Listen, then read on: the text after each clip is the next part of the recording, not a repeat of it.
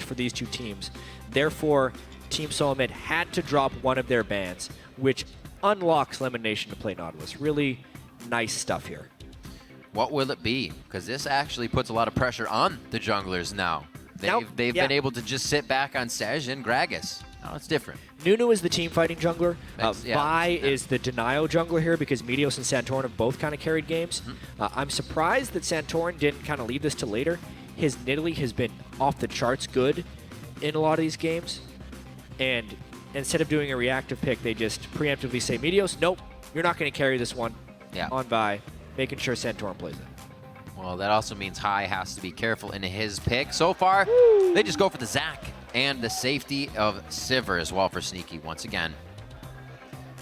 I like it. Very comfortable with those pickups. Kalista Kennen, no second thought about that one as Bjergsen locks that in for Lustboy. No Janna today for Lustboy. His Kennen has been so effective. It really has. Stopping turret dives, ganking mid, has not been punched at all in lane. His laning has been very strong on it. Really just a solid pick for him to pick up. Normally it's Lemonation who's picking up the newer support picks, but this time Lustboy beats him to the punch. Wow, the fast lock. He goes back to his Zed, something he went towards very much so at the end of the split. Almost had 3 or 4 games in a row on that Zed before people started taking it away from him again. And the Vladimir, again, gonna be locked in for balls now. Zed not typically something you play into a team fighting tanky team, but looking at TSM's composition, since they banned away the main jungle tanks, they banned away the main tank mid laner, Urgot, and they're looking at that. TSM has 3 squishy people already. What do? What's the question? Pick an assassin, classic Cloud9. Yeah, mid lane Deer, do it. But if he plays Nadu Deer, then he's not mid lane Deer, and we're okay. What will Hai of all the champions to hover? Why would rather say Bjergsen decide?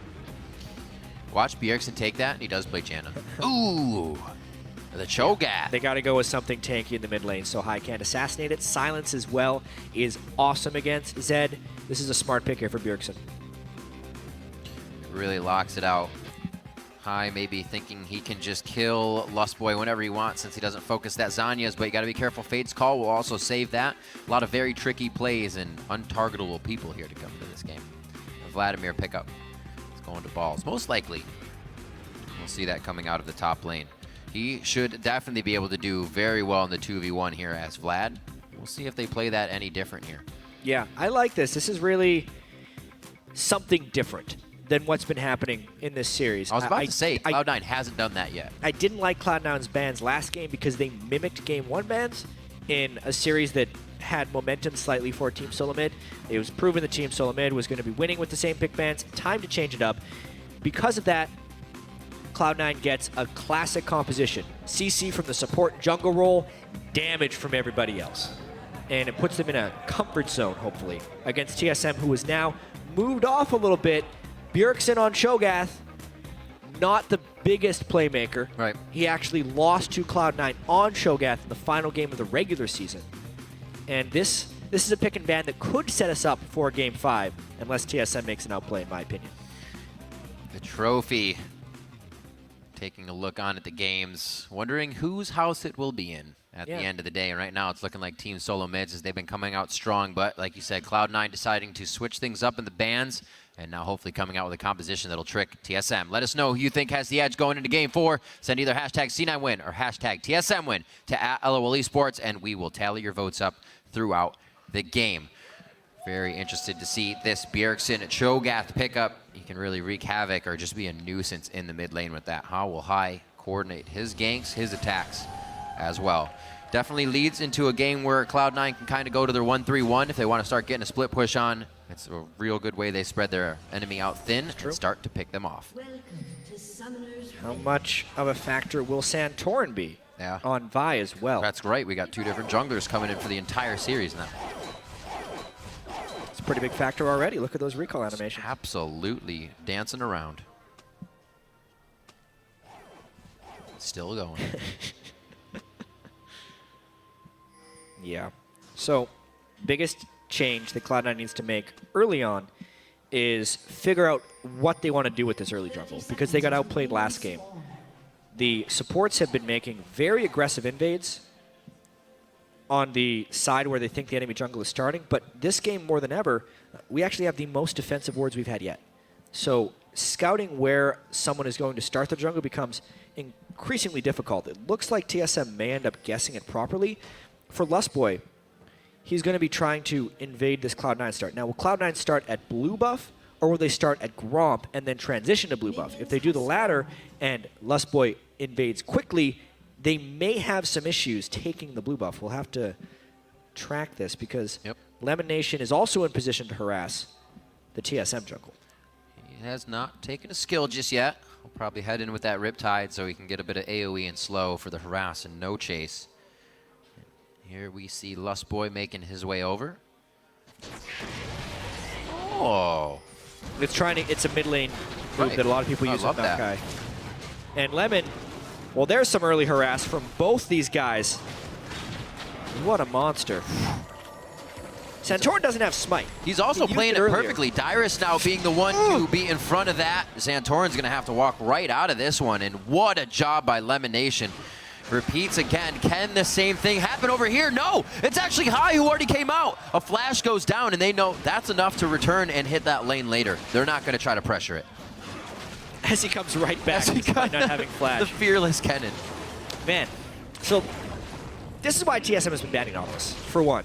Lemon Nation's level 1 harass in the jungle, that's the best support for level 1 harass. This time as well, Cloud9 makes a nice adaptation. High actually forgoes a little bit of experience in the mid lane to help them take at least 2 camps during the double jungle, whereas Santorin still sitting on level 1 3 minutes into the game. So this time, successful jungle denial. Meteos will be ahead of Santorin early on. This will be the test now. If Santorin can get through this jungle, he's definitely been able to fix all the problems that any LCS player would put him up against in the early game. Did it last game quite effectively. Meteos going very, very low. Gets his smite out at the last second there. Get level, get his help. Yeah. Now, the other problem that happened for Cloud9 in the last game, side lane wave control. The second thing they have to do to get out of this early game properly. It's a very similar start to last game, so that's why you have to directly compare these things. Will Dyrus be able to soak experience? Doesn't look like it. The wave is actually being frozen against him properly this time, so Dyrus should be denied. Balls, it's not all sunshine, lollipops, and rainbows up there either. Nope. He is also getting denied. 0 CS and no CS close either. I don't think Vlad likes those kind of things anyways. It's just not the type. He is going to head into the jungle, however. Seems like they're going to do a little double jungling here to make sure Meteos can keep himself at a good rate of getting through the jungle. He wants to stay very much ahead of Santorin here and give him no chance to come back. High is already back, brings 2 long swords to the lane now, 24-22. Looks like Santorin's actually going to be staying here now, so High may be able to get some good trade damage down being up in that lane. Yeah. A little bit of armor for Bjergsen. Keep him safe. Pretty good start, all things told, for Cloud9. Nice early jungle harass. The jungle upgrade for Meteos first. High sticking with Bjergsen early. And the threat of supporter jungler gank is diminished because Lustboy's flash was burned during harassment, and Santorin was destroyed early on in the jungle. Therefore, High gets to play somewhat aggressive against Bjergsen's Cho'Gath. It'll be nice for him, at least this game. He has been definitely on the back foot for Bjergsen. All the ganks have been going at High, making sure to shut him down. We'll see what the Freedom provides for him this time. Right now, they're getting a nice steal over here on the blue. Make it out quite easily as well. Good focus here from Cloud9 to put something on the plate early. Shouldn't really affect Bjergsen too much, as he can just stay in that lane and keep regenning with his passive. Even CS all around. Still watching how Meteos is getting himself through, though. No CS for balls just yet. Yeah, big wave hitting the turret up top for Cloud9. They're going to give that up in order to get the Dragon on their side. Be interesting to see if TSM can finish off that turret, and also whether Sneaky will push the bottom lane, because it looks like Cloud9 is holding the freeze for longer. And that means they would not be able to trade a turret if that happens. Yeah, quite a bit of damage. 10% on that top turret. Ooh, he thought he was going to have the bite, but High got out of range. He couldn't see him. He stays, though. Dyrus is the one to come in. The flash twisted advance to pick up first blood. There's the knockup from Rupture, but no follow-up damage after everything has been expent. Lemon Nation puts himself in a very bad situation. The anchor toss will come back up quicker with hitting that terrain, but I don't think he's going to be able to get out. He was in a bad spot, and the error calculated by Team Solomid. Pretty big error there by Lemon Nation. Yeah. That's the second poor flash he has had in this series. First one being where he flashed directly behind a Scion ultimate and still died. So, big time moves for TSM there. Bjergsen specifically hitting level 6 as he hit the Rupture, forcing the double flash there in the mid lane. And second game in a row where Dyrus gets first blood. That is so key when he is getting denied in these lane swaps to be 5 CS 7 minutes into the game, but to have that first blood kill puts him a good 600 gold ahead of Balls' Vladimir at this point in the game. What a collapse there by TSM. Their communication is definitely on point, where it seems it took a few seconds there for C9 to really act. See if they can keep it going. It's only very, very early in the game. We still have plays here to be possibly made by High carrying from the mid. Sneaky and Lemon back to lane, and that vote swayed way back in the favor of TSM. Monster plays in the mid lane right there, picking up 2 kills off of pretty much nothing. They just kind of appeared in the mid lane. Bjergsen landed all of his skill shots. Dyrus arrived at the right time. TSM is 1 game away from winning the North American LCS Spring Split.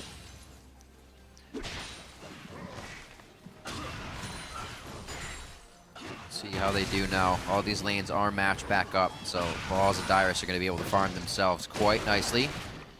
And that is big for Balls, as he was pretty much getting nothing in the beginning of this game. Still paying attention to how Cloud9 is taking these buffs. So far hasn't really impacted the game. Bjergsen still was able to get something out of mid lane.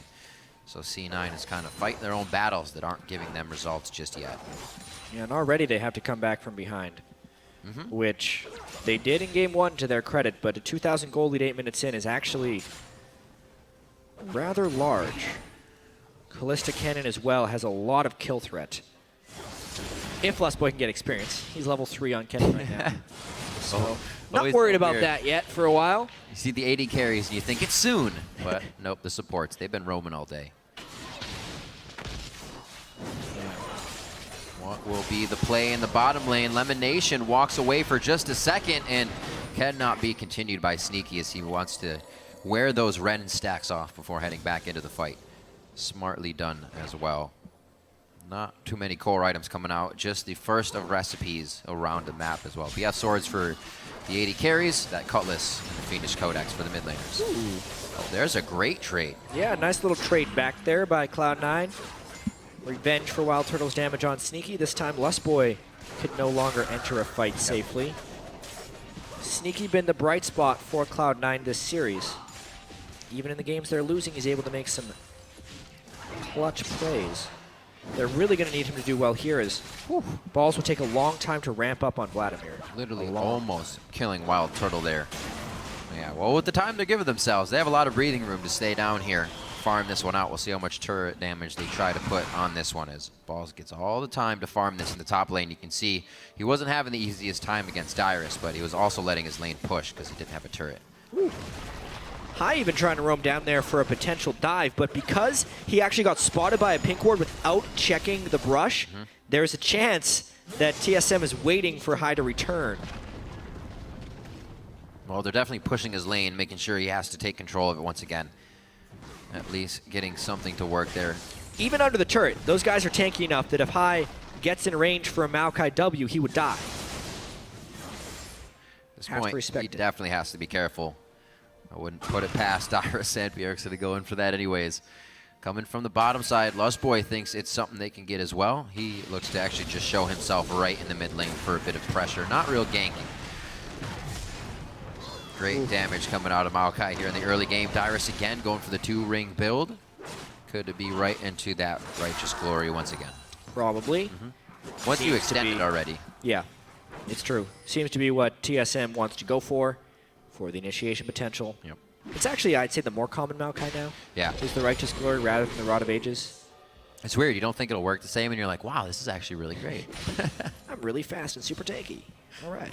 All right, so good pressure here in the mid. I like that Bjergsen has turned off those Vorpal spikes to make sure he doesn't grab any silly aggro as it High's in trouble flies here. by. Shadow down and Rupture Oh, lands. Rupture does hit right after Shadow comes, but they also know seems a little too quiet here on the home front. Maybe not. Bjergsen wants to go in. Over the wall comes Meteos, but he's quickly punched in the jaw as he bounces around from Santorin. Looks like they should be able to grab this with a big wave coming. Yeah, they got a big wave. Cloud9 still a little bit dangerous. High, flash back. Whoa, all the way back to High. That's going to be the hit out as well. Fate's call. Chucks Lustboy back in. He's going to die throwing down Flash and Exhaust in that one. Oh, and TSM no. finding a bit of what they want here. 2 kills already, and Balls was almost in the wrong spot there at the right time for TSM. 2-for-1 trade and the turret there. Sneaky was trying to farm off in the bottom lane. Now trying to come in on the backside of this fight. He's got to be incredibly careful. Oh, thought he was going to let fizzle out. May as well just take the dragon. Might as well. So Cloud9 definitely has to start putting on the damage control. Things are not looking good, especially with the momentum of 2 games now behind Team Solomid and the taste of victory right on the tip of their tongue He's here. going to try a steal against Callista. Really hard to do. Flew right over. Let's bounces down from that last engage. Remember, cannot get the slow on either. It looks like he will not be able to blob about well enough for the team to pick up kills. Team Solomid get out with another turret there in mid lane, a few kills, and then back to Dragon. Yeah, and Cloud9's in a really tough spot here. Down turrets, down kills, even in Dragons.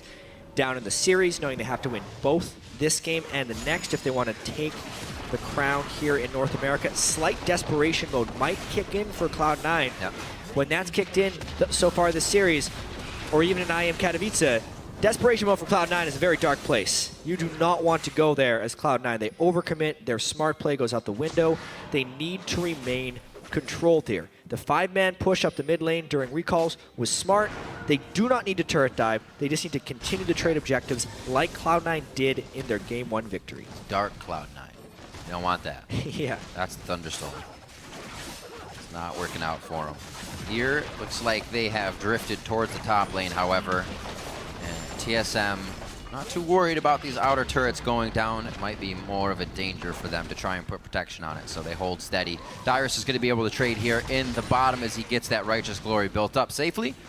And both teams are going to back. Oh, just take it down. You got big fists.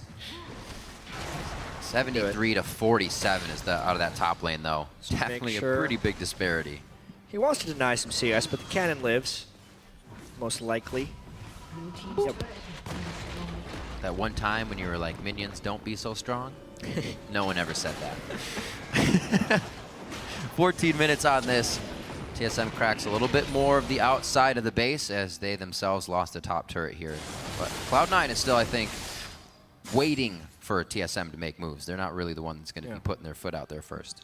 Well, they need to get a little bit later in the game. So That's true. Just buy some time. Vladimir here. can have an impact is the main thing. Although the mid-game power spike, once again, of Bjergsen's mid laner is really hard to deal with. I mean, a couple of things coming into the series we thought might hinge it. Bjergsen and his ability to shut down High. Well, he has in most of these games, and Bjergsen's been an absolute force to be reckoned with in the mid-game or the late game, and tilts these matchups heavily. The second thing, though, is that Dyrus has actually been outperforming Balls in a global sense. They're mainly just the beneficiaries of support player lane swaps, but the TSM lane swaps have actually given Dyrus several advantages here. And that means the lone bright spots for Cloud9 would either be Meteos, who's been getting outfarmed by Santorin in most of the games, including this one, or Sneaky, who has actually been outperforming for the most part in CS. But you can't just have one guy. You need the whole team to be able to outperform in order to win a series.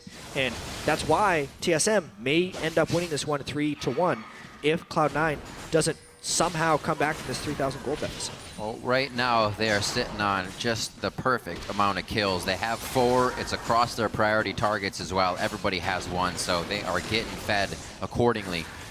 And Cloud9 is only looking for the wave clear here. TSM knows they have C9 against the ropes, and they're going to continue to pressure this. You were talking about how kind of Dyrus is also outplaying Balls. Like the way with the bans against Balls, they almost forced him to play the Dyrus game of safety. You're not going to be providing much for the team, and all year Dyrus has been playing that, so he's going to be better at it on the spot. Yeah, heavy Hecarim bans when Cloud9 has been on the red side. Yeah. TSM has been banning Vladimir as well. Right. So this time at least Balls is on the Vladimir, but in the early game he's heavily shut down. So it's not like he's been able to lane against Maokai and assert his dominance. Exactly. Also looking for the pressure here from High, one of his most winningest champions that he could have selected here, especially in the finals. That puts a lot of pressure on him, being the shot caller and the one to be one of the priority playmakers here on Zed. And it doesn't look like right now he's going to get the chance to zero out too many people with that death mark. Yep, defensive builds across the board. Cinderhulk on Vi. Cho'Gath, very, very strong man. Yep. Unless you get in the Burn of Silence, he can wait for the death mark to silence you. Bloodthirster on Wild Turtle for the extra shield, and Kennen can ult himself to stun Zed when he goes in. So really High, relegated to split pushing or hoping to come in late during a team fight. Or maybe just ulted in a side lane, he's dead. Everybody coming in for the fight here. Look at Bjergsen has even chugged a sorcery elixir 16 minutes into the game to add more damage to his Cho'Gath this time. Last time it was the Kog'Maw, but they want to make sure the points of spiking in their damage is right now. It's getting to a point where Bjergsen's just going to hit level 9 and go buy an elixir. At this point, he's building it earlier in every game. Every time. The spike that TSM wants in power. This time, after just a Morellonomicon and a Seekers, he goes for it. But they end up getting a kill, and now they have an odd man fight. Down bottom, more turrets. Wow. Really seeing that each game so far. Obviously, this game has a lot to go, but games 2 and 3, games that TSM used to calibrate what they were doing, get the organization together. A very textbook start and roll to this game. 18 minutes in, 5K gold lead as TSM plays very calm and collected. And 2 levels in the top lane matchup. Yeah. It doesn't matter if Vladimir wins that matchup against Maokai if he's never getting experience. Maokai can then take it back on his side. 15 seconds till Dragon Rib. I think that's a really important thing here. TSM just needs to control that. They even have the teleport advantage, so the best that Cloud9 could hope for is that TSM commits Dyrus to the Dragon fight. Cloud9 needs to find a way of committing Dyrus to the Dragon fight without suffering any casualties so that Vladimir can get farmed up. That's the only win Cloud9 can take from this situation, assuming TSM plays well. Well, Balls is backing right now. Teleport will not be up for him. Dyrus will be the one coming in here. So it looks like they may just have to give this one up again. They're warding it to show that they actually want to put some control on that area. Hopefully it buys him enough time for Balls to get back out here, but it looks like he is actually taking the path to the top lane. I think that's what Balls should be doing. He needs to use his time to farm. But if they commit, if TSM commits Dyrus, you would hope that Vladimir can actually get multiple waves of farm and some turret pressure. Or Cloud9, they're just trying to trade objectives because TSM has so much control, especially with Bjergsen's Cho'Gath and the tank Vi to just fly in and set up an easy rupture. It's just objective trading through and through. But yeah, it's completely forfeit there by Cloud9. Yeah, we saw Elimination was already going toward Baron, making sure they have the ladder objectives covered to let this one go. They don't need to fall any farther behind here. Too much of a risk. 5-1 here as the second dragon, actually third dragon of the game gets picked up. A second one for Team Solomid here, reminiscent of that scoreline of last game. It was 20-4 in favor of TSM.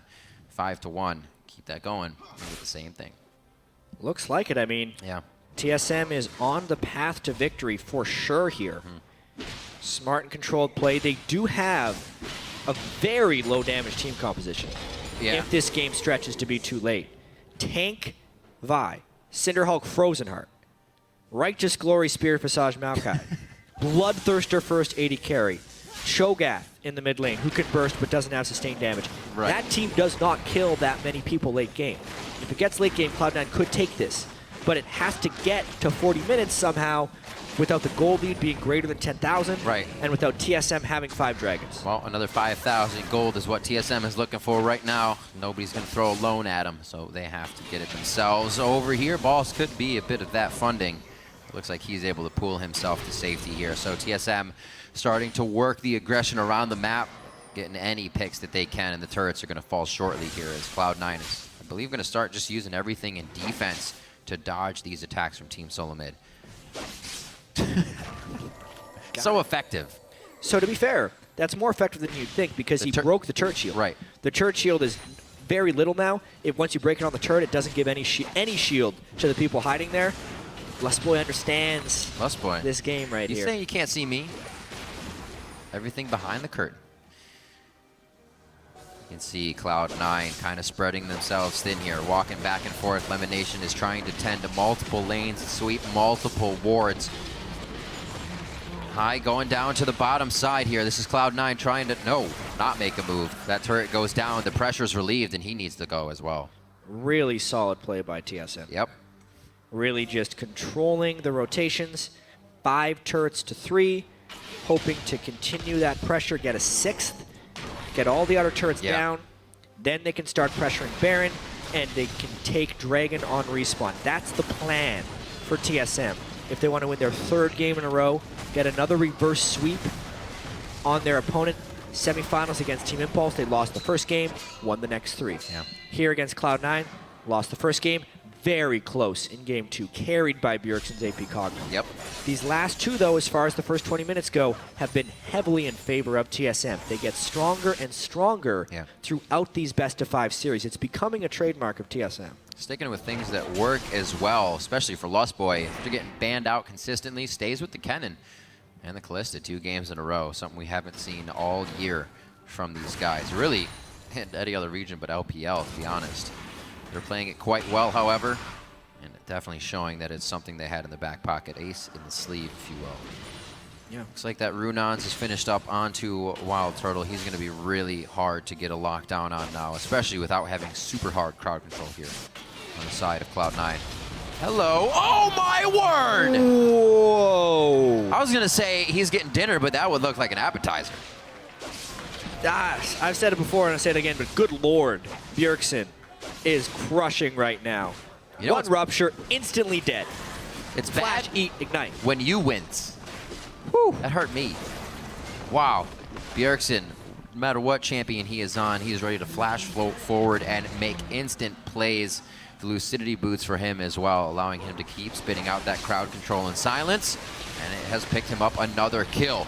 Now over to Baron. This is pretty much uncontested. However, here's the teleport in from Balls. They're going for broke. To contest. They're It's a going to have 23-minute to. Baron. TSM actually takes a fair bit of damage here. Lemonation goes really early. Only a 2-man Hemo Plague actually going down on that. Good damage over to Turtle. Bjergsen's very hurt here. Lustboy and 400 HP just flashes over the wall, and that can easily be finished off if somebody focuses. They're tunneled onto Dyrus, though. Oh. How does he pop? Sneaky before he gets out. They're going to walk this one away. He's, however, bringing them over to Lustboy, and Lustboy is saying, no, you do that to me. What a hit. Gets Meteos on the slingshot over the wall. He's eventually going to go down, but he is completely buying time for the team, and Cloud9 is going to get hardly anything with TSM being down here. TSM overestimates their ability to do Baron by far right there. 22 minutes does not fall very quickly. Bjergsen also was completely out of summoner spells before that fight. Therefore, when Cloud9 comes in, they destroyed them. Meteos gets off a Dream Ultimate, and Sneaky gets best case scenario fight. Not a Cho'Gath that can flash or feast you at any point. No cannon ultimate on Sneaky. Meteos is bouncing around. Wow. Sneaky is free hitting in the back because of no Dyrus until later on in the fight, and they were a sliver away from acing TSM right there if they picked off those 2 other guys. A horrendous call there by TSM to go for Baron. They had 6 turrets. They just had to wait for the Dragons to come up, and they give a small window for Cloud9 to come back. That teleport from Dyrus, it looks like the entire team was just like, we have this. Don't worry about it. Yeah. Really could have been used a lot earlier, but you can always say something else about the fight after it's done. Played very well there by Cloud9. 4-7 on the scoreboard as they start to scratch back without letting TSM get too much along the way. Blade of the Rune King and Last Whisper now finished up here for High. He's going to be able to start cutting through some of these tanks that got to some very early items on Team Solomid. Bjergsen's looking for his 3rd already, 25 minutes into the game. Death cap goes down on a Bjergsen. It's only 500 more gold for him. He was already one-shotting people. Yeah. One shot the guy you want to stay alive. The guy who wants to one-shot your team. And High is not able to do that right now. This one's going to be taken down. See where Bjergsen's at right now. He is at 6 stacks. Yep. Coming off of the Scuttle Crab. Feasts up very quickly. 10,800 gold, almost 3,000 gold ahead of High. Wow. But the interesting thing is Sneaky at 9,700 gold, 500 more than Wild Turtle. If Sneaky gets to a point where he's got Infinity Edge, Phantom Dancer, Last Whisper, and Bloodthirster, as well as his Spell Shield, and he does not get caught by any major CCs from TSM. That's the Sivir dream in this game, because it is a bunch of tanks. Sivir can try and ricochet through them, lifesteal up with the shield. If he avoids the major spike damage, he could try and one-man carry this Cloud9 team. It's highly unlikely that that happens, but that is what Cloud9 needs to work towards. Right now, they are trying to split it up. Split push is the name of the game here. High tends to the side waves. We already saw him try to pressure the bottom, but Cloud9 is lacking a bit of control on the map. It's just easily stopped every time by Team Solomid right now. Maybe some forward wards, something for Cloud9 to really put themselves back in this game. What's the fastest way they stop the bleeding right now? For Cloud9? Yeah. It's mainly continuing to shove out these waves and giving up dragons all the way until number 5. The hardest part about this, though, is maintaining vision control around the Baron area without TSM taking it for free. Therefore, it's really hard to avoid overall fights because there's soon to be a Righteous Glory Maokai and a Cho'Gath. I mean, we already saw what happened when Bjergsen got caught. Now Lemon gets caught. Maybe they get a nice corridor fight. Twisted advance to pop-up. Nice let's bounce there from Meteos. The team has to assess the fight on the side of Team Solomid. They get themselves into good positioning. Bjergsen, Lustboy, and Wild Turtle all on the back line. Able to fire forward here. Now moving into the fight. You gotta watch once the train is on the tracks. You better move. And here comes Bjergsen. The rupture goes off and just misses Sneaky. Got off the tracks for sure. Yeah, that's just the power of TSM, forcing those fights around Baron. They know exactly what they need to do, oftentimes, in order to secure victory. They just had a little bit wrong 7 minutes ago. They have to win a fight before taking Baron. They can't just take Baron. This time they get a nice catch on Lemon Nation. Dyrus miraculously stays alive. TSM takes Baron.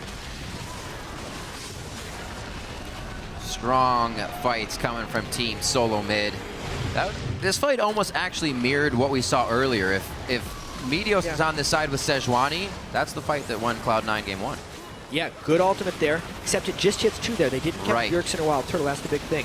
And positioning-wise, if we watch Sneaky, he's in a really good place right now. However, he's just not strong enough yet. You can see Dyrus. He can't cut through the Ninja Tabi Frozen Heart of Dyrus.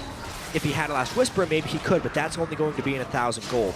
If the tank line would have gone down, then maybe Sneaky could have started doing something. But with the tank line in that corridor, until he crushes that down, they're not getting much. Now with Baron, it may be too late because Sneaky finally has his Last Whisper. Indeed. It's going to be some big damage coming from Cloud9. Props to Wild Turtle from Dyrus there on that one. Summoner heal keeping him alive throughout that fight. Spirit Visage giving him a nice chunk to stay in it. TSM now pressuring even harder with that Baron, now able to spread Cloud9 thin. Not the way they wanted it. They were hoping it was on their split push terms. And they're going to have to defend the big. Giant Cho'Gath eating your turret right now. Cloud9 is not in great position. They do not want to give up an inhibitor this early in the game, but it is such a powerful TSM tank line going into their base. It might be inevitable, chat. You're going to have to watch out. Nobody can really get by Bjergsen. He's just going to shut you up and pop you up if you try to get through to the rest of the team. And they don't even have everybody here to start doing this. Dyrus still to the top side, knows he is safe, and TSM is working the advantage textbook style now as they're about to close it out for the win. Yeah, and Bjergsen's level 16 right now, which means his ultimate does over 1,000 true damage. Cloud9 has to fight, but look out! It's the go for broke here from Cloud9 on their front doorstep. They try one last time to stave off Team Solomid. They get the wave clear to make sure it has to be a tank of the turret. Now with that next wave coming in, TSM is able to start walking through. Remember, the bottom inhibitor's already down. Minions are going to start crashing in if this isn't the final push, and it's only going to get harder for Cloud9. Yeah, it may prep the final push, though, Riv. 2 inhibitors in quick succession during the Baron buff. Plus Cena coming in pretty big this game. Yeah. It's mainly been that Bjergsen Cho'Gath, though. Just a monster. 1,050 damage from his feast. Also, not only does a silence shut you up, it also does close to 750 damage. Dude, he's got some relatively low cooldown. Yeah. The ultimate now is 1,134 damage with the Baron buff. And true damage, that is. Ugh. You're not getting out alive. You're going to be in his belly. And that's not fun. Yeah, they actually are getting the third Oh my word. push while they still have the Baron buff. This is, if you're going to take the final game, this is the way to do it. Losing game 1, but being able to come back stronger and stronger throughout each game consecutively. Now game 3, it looks like TSM could have had this from the get-go. Yeah, very rarely does a team come back from 3 inhibs down. Meteos take some damage. TSM needs to wait for their minions, unless Cloud9 over-engages. Here we go. Oh, the over-engage indeed. Elimination on the outside gets bounced. Dyrus, he wants it. Dives in onto balls. The Sanguine Pool saves him just at the last second. The 1v1 of Bjergsen and High. The bite goes down, but High is alive, and Bjergsen dies to the turrets. Turtle now is the focus. Depth charge into Anchor Toss. They lock him down with the passive, but he is hopping around way too much on Kalista. Turtle a double. Turtle a triple. Turtle a quadra. Could he be coming up with a penta? High stays on the fountain. The quadra kill once again to come up with Team Solomid's pivotal win on the North American Spring Split, and they will do it once again. The consecutive wins for Team Solomid. The Nexus falls, and Team Solomid are the 2015 North American League of Legends Championship Series Spring Split champions.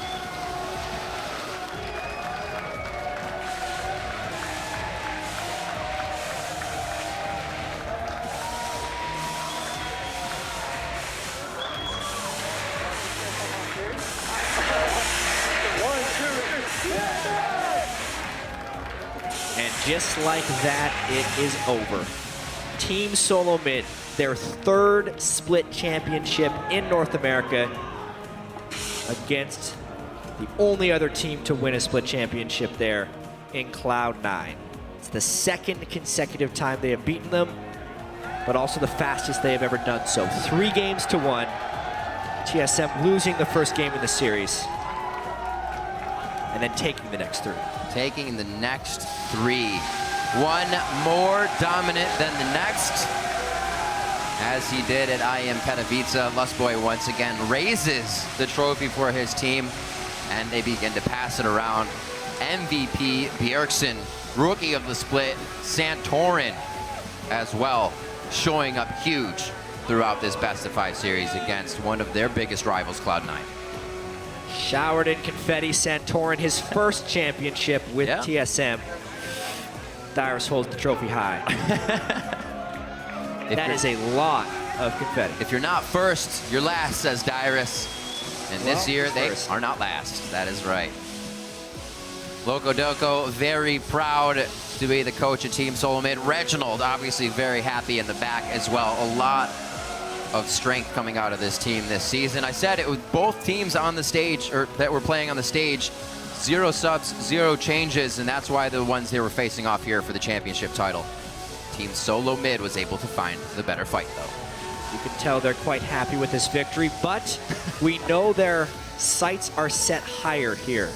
Now that they have secured the North American Spring Split Championship, they will be the North American representative at the Midseason Invitational.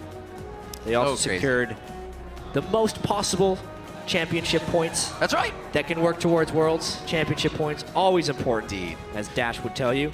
Well, we actually get to hear from the men themselves as they watch their step in a confetti-covered floor. We're going to throw it down to Dash, who is on stage with the victorious